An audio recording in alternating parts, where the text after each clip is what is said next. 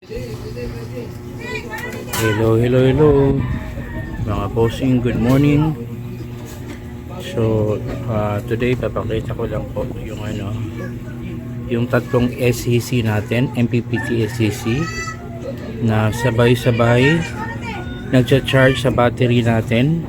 Ito yung battery natin,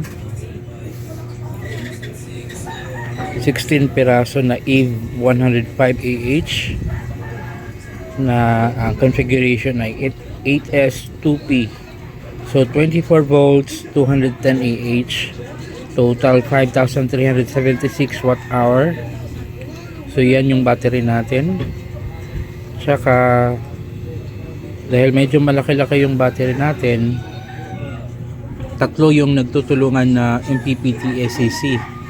Sabay-sabay silang nagcha-charge sa isang battery. Tatlong SEC or solar charge controller, sina-charge nila at the same time yung ating battery.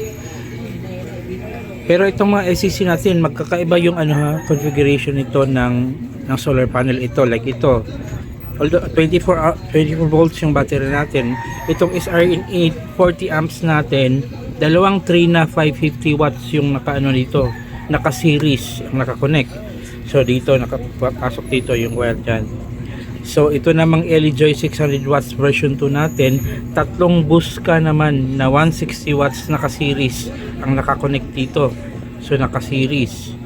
So at itong isang LE-Joy natin na 200 watts step up, isang Busca na 240 watts. So yun lang mga bossing, update ko lang, ganito kalakas ngayon. So have a great day, God bless.